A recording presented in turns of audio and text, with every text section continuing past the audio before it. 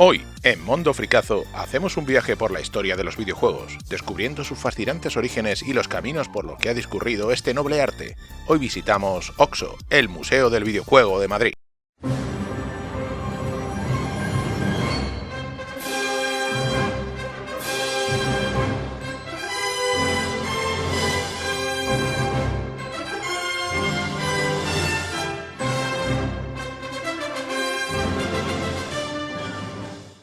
Caminar por los pasillos del Museo del Videojuego OXO, situado junto a la Plaza de Callao en Madrid, es entrar en una cápsula del tiempo. Todo empezó en los laboratorios, donde jugar era un acto de rebeldía científica. Todo parte del legado del videojuego OXO, de Alexander Douglas, del que precisamente toma el nombre el Museo del Videojuego. Creado en 1952, dentro de la computadora EDSAC. EDSAC era una máquina de 1949 diseñada por Maurice Wilkes en la Universidad de Cambridge. Fue la primera computadora práctica de programa almacenado, lo que permitía ejecutar distintas tareas sin reconfigurar su hardware manualmente. Este gigante de 3 toneladas utilizaba 3.000 tubos de vacío y una innovadora memoria de líneas de retardo de mercurio líquido, donde los datos viajaban como ondas sonoras. Fue en este entorno experimental donde nació la interactividad moderna, albergando el histórico videojuego OXO. Su capacidad para procesar lógica compleja no solo impulsó la investigación científica británica, sino que sentó las bases de la tecnología para que el software y el entretenimiento digital pudieran existir tal y como los conocemos hoy. Su legado es el pilar fundamental que sostiene toda la evolución de la informática personal y el gaming. OXO es el primer juego digital con pantalla de la historia, desarrollado como parte de una tesis doctoral sobre la interacción hombre-máquina. Utilizaba un dial de teléfono antiguo para permitir al usuario enfrentarse a una inteligencia artificial primitiva en el clásico 3 en raya. Poco después, en 1958, el físico alemán William Higgs Boson crearía Tennis for Two en el Laboratorio Nacional de Brookhaven, con el objetivo puramente divulgativo, entretener a los visitantes durante las jornadas de puertas abiertas. A diferencia de OXO, este sistema no utilizaba una computadora digital, sino una computadora analógica conectada a un osciloscopio que servía de pantalla para mostrar una trayectoria lateral de la pelota. Fue el primer juego de la historia en introducir leyes físicas reales, permitiendo que la gravedad afectara la bola y que el jugador controlara el golpe mediante un rudimentario mando con un botón y un dial. En 1962, Steve Russell lanzaría Space War, el primer videojuego con físicas reales de gravedad. Es considerado el primer videojuego de acción de la historia al introducir el combate espacial en tiempo real. Ejecutado en una computadora PDP-1, permitía a dos jugadores controlar naves que disparaban misiles mientras orbitaban una estrella que ejercía una fuerza de gravedad real. Fue tan influyente que se distribuyó de forma gratuita entre universidades, convirtiéndose en la primera pieza del software en crear una comunidad de jugadores. Su legado es inmenso, pues inspiró a los fundadores de Atari y demostró que las computadoras podían ser herramientas para la imaginación y el entretenimiento competitivo. Es el puente definitivo entre los experimentos de laboratorio y la industria comercial. La Magnavox Odyssey de 1972, creada por Ralph Baer, tiene el honor de ser la primera videoconsola doméstica de la historia. Al carecer de procesador, su tecnología era puramente analógica y utilizaba tarjetas de circuito impreso para activar los juegos, que se visualizaban como simples puntos de luz. Para compensar sus limitaciones gráficas, incluía láminas de plástico de colores que los jugadores pegaban en el televisor para simular los escenarios. Fue un sistema pionero que incluía accesorios como dados y una escopeta de luz, sentando las bases comerciales de lo que hoy conocemos como el entretenimiento en el salón. Pero el terremoto llegó con Atari Pong, lanzada en 1972 por Nolan Bushnell y Ted Dabney. Fue el primer éxito comercial masivo que sacudió la industria de los videojuegos. El ingeniero Alan Alcorn diseñó una mecánica tan intuitiva que la leyenda cuenta que la primera máquina instalada en un bar se estropeó porque el depósito de monedas se desbordó. Su sencillez técnica, que simulaba un tenis de mesa con 2 paletas y un cuadrado, demostró que el ocio electrónico podría ser un negocio millonario. Más tarde, el Atari 2600 en 1977, diseñada por Jay Miner, fue la consola que revolucionó el hogar al popularizar el uso de cartuchos intercambiables. Su procesador de 1,19 MHz permitía que una sola máquina ejecutara cientos de títulos diferentes, rompiendo con la limitación de los juegos fijos en memoria. Albergando el Space Invaders de Tomohiro Nishikado de 1978 y el Pac-Man de Toru Iwatani de 1980, diseñado específicamente para atraer al público femenino a los salones arcade. Gracias a estas licencias históricas, el sistema se convirtió en el fenómeno de ventas global que definió la estructura de la industria moderna. La década de los 80 fue testigo de una revolución cultural y tecnológica sin precedentes, la eclosión de los microordenadores domésticos, liderada por las máquinas como el ZX Spectrum, el Amstrad CPC 464, el Commodore 64 y el estándar MSX. Esta era permitió que la informática saliera de las oficinas para entrar por primera vez en los dormitorios de millones de jóvenes. Estos sistemas no solo democratizaron el acceso al videojuego, sino que convirtieron a los usuarios en creadores, ya que su arquitectura abierta obligaba prácticamente a aprender los rudimentos de la programación de BASIC. Fue un fenómeno especialmente potente en Europa y en España, donde nació una generación de desarrolladores que forjó la edad de oro del software español, en habitaciones convertidas en estudios. Estas máquinas de 8 bits, con sus lentas cargas de cassette y sus teclados icónicos, sentaron las bases de la industria informática actual. Aquí brilla el ZX Spectrum de 1982, creado por el visionario Sir Clive Sinclair, que se convirtió en el corazón de la informática doméstica en Europa gracias a su precio imbatible y su diseño compacto. Con su característico teclado de goma y su icónica franja arcoíris, esta máquina de 8 bits permitía a los usuarios cargar juegos mediante cintas de cassette, un proceso lento pero cargado de nostalgia. Su hardware, aunque limitado, obligó a los programadores a exprimir el ingenio, dando lugar a una biblioteca de miles de títulos que definieron toda una generación. En el Museo OXO verás modelos como el de 48K o el de 128K, piezas clave para la democratización del acceso a la tecnología. No fue solo una consola, sino la herramienta que enseñó a programar a miles de jóvenes, sentando las bases de la industria del software actual. Su legado es eterno, siendo el símbolo máximo de la creatividad frente a la limitación técnica de los 80. Como respuesta a este, apareció el Amstrad CPC 464, lanzado en 1984 por el empresario Alan Sugar, que revolucionó el mercado europeo al presentarse como una solución todo en uno, que integraba teclado, grabadora de cassettes y el monitor propio. Su diseño robusto y sus icónicas teclas de colores eliminaban la necesidad de conectar cables adicionales o de ocupar el televisor familiar, facilitando su entrada masiva a los hogares. Con ellas convivió el Commodore 64, lanzado en 1982 por Jack Tramiel.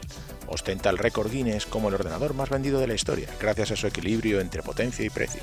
Su hardware era una maravilla tecnológica para la época, destacando especialmente su chip de sonido SID, capaz de crear composiciones musicales complejas que todavía hoy se consideran obras maestras del chiptune. En el Museo OXO podrás apreciar su icónico diseño panera y entender por qué fue el gran rival del Spectrum en la batalla por el mercado doméstico. Con 64 KB de RAM y unos chips gráficos superiores a los de su competencia, se convirtió en el estándar mundial para el desarrollo de software y juegos de alta calidad durante los años 80. Su versatilidad permitió que sobreviviera comercialmente durante más de una década, influyendo profundamente en la cultura informática de Estados Unidos y de Europa. Es sin duda la máquina que demostró que un ordenador personal podía ser una estación multimedia completa antes que el término existiera siquiera. Y no nos podemos olvidar del MSX, lanzado en 1983 por Kazuhiko Nishi, con el apoyo de Microsoft. Fue el primer intento exitoso de crear un sistema universal de computación donde el software fuera compatible entre distintas marcas, como Sony, Philips o Panasonic. A diferencia de sus competidores cerrados, MSX ofrecía una arquitectura unificada que permitía conectar periféricos y cartuchos sin importar el fabricante de hardware. En el Museo OXO destaca por ser la plataforma donde nacieron sagas legendarias como Metal Gear de Hideo Kojima, aprovechando su potente chip gráfico y su capacidad para usar cartuchos de carga instantánea. Fue especialmente popular en Japón, Brasil y España, donde se valoraba su robustez y su teclado profesional frente a otros microordenadores más sencillos. Su legado reside en haber demostrado que la estandarización era posible en una industria fragmentada, combinando la versatilidad de un ordenador con la facilidad del uso de una consola. Es una pieza fundamental para entender cómo la tecnología japonesa influyó en el diseño y la narrativa de los videojuegos modernos. Pero en las consolas de 8 bits había una guerra. La primera en llegar fue la NES, Nintendo Entertainment System, lanzado originalmente en Japón como Famicom en 1983 y en Occidente en 1985. Fue la encargada de rescatar a la industria tras el colapso del 83, bajo el liderazgo de Masayuki Uemura, con un diseño que imitaba un reproductor de vídeo para alejarse de la imagen de juguete. Introdujo el Nintendo Seal of Quality para garantizar la excelencia de sus títulos y el icono en comando de cruceta de Gunpei Yokoi. Fundada en 1989 como fabricante de cartas Hanafuda, Nintendo se transformó en el titán de los videojuegos bajo la dirección de Hiroyoshi Yamauchi. Su filosofía, impulsada por los genios de Gunpei Yokoi y Shigeru Miyamoto, siempre ha priorizado la innovación jugable sobre la potencia técnica pura. En el Museo OXO verás cómo sus hitos desde la NES a la Switch han rescatado y redefinido la industria en múltiples ocasiones. Es la compañía que creó el lenguaje visual de los videojuegos modernos, convirtiendo a personajes como Mario en iconos culturales más reconocibles que el propio Mickey Mouse. Su legado es una mezcla perfecta entre artesanía japonesa, creatividad inagotable y una capacidad única para sorprender a los jugadores de todas las edades. En el Museo Oxo se recogen leyendas como Super Mario Bros. O The Legend of Zelda creadas por Shigeru Miyamoto que redefinieron el lenguaje visual de las aventuras modernas. Como dato curioso, la consola incluía un puerto de expansión inferior que nunca se usó masivamente, pero que demostraba la visión de futuro de la compañía. Es sin duda la piedra angular que transformó el entretenimiento digital en un fenómeno de masas global y organizado. Para competir con Nintendo, la empresa Sega lanzó la Master System en 1985. Fundada originalmente para proveer máquinas de entretenimiento a bases militares, Sega se convirtió en el gran rebelde de la industria bajo el liderazgo de figuras como Hayao Nakayama. Su identidad siempre estuvo ligada a la vanguardia de los salones arcade, trasladando esa potencia a los hogares con sistemas icónicos que apostaban por una estética más dura y más cool. En el Museo Oxo verás su audacia al desafiar el monopolio de Nintendo con las campañas agresivas y personajes veloces como Sonic, creados para demostrar su superioridad técnica. Aunque hoy se centran en el software, su legado como fabricantes de hardware sigue siendo venerado por su capacidad de innovar y tomar riesgos para cambiar el rumbo del gaming. Es la marca que definió la competitividad y el espectáculo visual durante la edad dorada de los 16 bits. Con la Master System, lanzada originalmente en Japón en 1985 y llegada a Occidente en 1986, fue la respuesta técnica de Sega para competir con el dominio de NES. Diseñada por Hideo Sato, esta consola de 8 bits destacaba por ofrecer una paleta de colores mucho más vibrante y una potencia gráfica superior, que permitía conversiones muy fieles a los éxitos arcade de la compañía. En el Museo Oxo se representa esa primera gran batalla por el salón, donde introdujo periféricos innovadores como las gafas 3D obturadoras o la pistola Light Phaser. Aunque en Japón y en Estados Unidos sufrió ante Nintendo, se convirtió en un mito en Europa y en Brasil, donde su popularidad fue tan inmensa que siguió fabricándose durante décadas. Como dato curioso, muchos modelos incluían el juego Alex Kidd Miracle's World, instalado directamente en memoria interna de la consola. Es el sistema que forjó la identidad rebelde de Sega y preparó el terreno para el éxito masivo que vendría años después con la era de los 16 bits. La respuesta de NES fueron accesorios como el mítico Power Glove, lanzado por Mattel en 1989, tras ser diseñado por Thomas Zimmerman y Jaron Lanier. Fue el primer controlador de gestos periféricos que intentó llevar la realidad virtual al gran público de la NES. Aunque su estética futurista lo convirtió en un icono de la cultura pop, su imprecisión técnica y la dificultad de control lo relegaron a ser más un objeto de culto que un accesorio funcional. Y para potencia real, el Amiga 500, lanzado en 1987 por Commodore y diseñado por el genio Jay Miner, es considerado el ordenador multimedia definitivo de su generación. Gracias a chips especializados, Agnus, Paula y Denise superaban con creces a cualquier PC o consola de la época en capacidades gráficas y de sonido, permitiendo multitarea real mediante un avanzado sistema de Workbench. En el Museo Oxo destaca como la plataforma que elevó los videojuegos a la categoría de arte, con títulos como Shadow of the Beast que mostraban efectos de parallax nunca vistos. Fue la herramienta predilecta para el incipiente Demo Stand, donde artistas y programadores exprimían sus 4096 colores y sus 4 canales de sonido estéreo. A diferencia de sus competidores, el Amiga no solo servía para jugar, sino que revolucionó la edición de vídeo y el diseño gráfico profesional. Su legado es el de una máquina adelantada a su tiempo que convirtió la informática doméstica en una experiencia sensorial completa. Es sin duda el eslabón perdido entre los microordenadores de 8 bits y la potencia de la computación moderna. La guerra de los 16 bits fue el enfrentamiento comercial más feroz de la historia, protagonizado por el duelo de marketing entre Mega Drive de Sega y Super Nintendo. Museo Oxo se recuerda esta era como el momento en el que los videojuegos definieron su identidad cultural, elevando la competencia a una batalla de iconos y de exclusivas. Tras la salida de NES, Sega respondió con la potencia de Mega Drive en 1988, buscando superar la hegemonía de Nintendo, mediante la arquitectura de 16 bits mucho más avanzada y rápida. Esta consola trasladó la experiencia de los salones arcade al hogar, utilizando el veloz Sonic como estandarte para conquistar a un público más moderno y rebelde. La Mega Drive, lanzada en Japón en 1988, diseñada por el equipo de Hideki Sato, fue la apuesta de Sega para llevar a la verdadera potencia de las recreativas al hogar.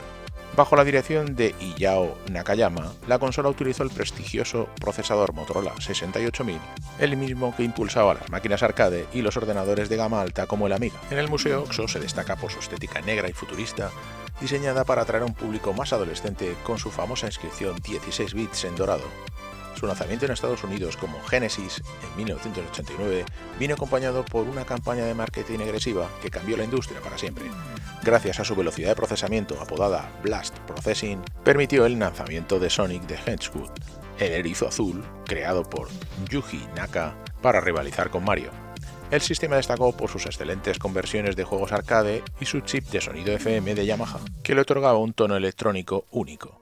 fue pionera en la expansión de hardware con periféricos como Mega CD o el 32X, buscando prolongar la vida útil frente a la competencia. Su éxito en Europa y en América consolidó a Sega como un gigante, demostrando que la innovación y el estilo podían desafiar a cualquier monopolio. Nintendo respondió el desafío de Sega en 1990 con Super Nintendo, una máquina que priorizaba la riqueza cromática y el sonido orquestal para recuperar el trono de los 16 bits.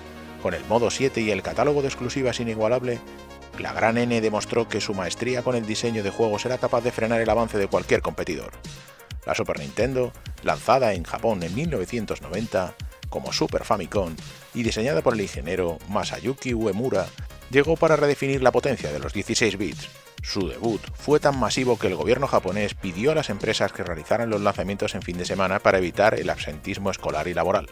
Mientras que Super Nintendo y Mega Drive luchaban por el mercado masivo con trucos técnicos y marketing, apareció la Neo Geo, una consola que jugaba en una liga propia, al ser la única capaz de ofrecer la experiencia arcade pura definitiva. Para los usuarios de 16 bits, el sistema de SNK era el estándar inalcanzable de potencia que demostraba hasta dónde podía llegar el hardware doméstico, si el presupuesto no fuera un obstáculo. La Game Boy, lanzada en 1989 y diseñada por el legendario Gunpei Yokoi, es la consola que revolucionó el concepto de juego portátil bajo la filosofía de pensamiento lateral con tecnología madura. A pesar de tener una pantalla monocromática frente a competidoras en color, su increíble autonomía y resistencia la convirtieron en un éxito rotundo que vendió más de 118 millones de unidades. Pero Sega respondió en 1990 con su Game Gear. Tenía pantalla color y retroiluminada, pero un punto débil: se comía 6 pilas en apenas 3 horas. También en 1990 se lanzó el Amstrad GX 4000. Fue el ambicioso pero tardío intento de Alan Sugar por convertir la tecnología de sus ordenadores CPC en una consola de videojuegos de 8 bits, basada en la arquitectura CPC+. Incluía mejoras gráficas significativas y una paleta de 4096 colores, superando técnicamente a la NES y a la Master System en varios aspectos. En el Museo OXO se analiza como un caso de estudio sobre el timing de la industria, ya que su salida coincidió con el auge de las máquinas de 16 bits, lo que limitó drásticamente su éxito comercial. Y este ha sido nuestro viaje por la primera parte de la historia de los videojuegos recorriendo el Museo OXO de Madrid. No os perdáis nuestra segunda parte, donde llegaremos hasta la actualidad. No olvidéis darle al botón de like y suscribiros si no lo estáis, y echaros unos vicios a estas maravillosas máquinas. ¡Hasta la vista, fricazos! Mundo fricazo, vamos a disfrutar historias que te harán soñar. Mundo fricazo.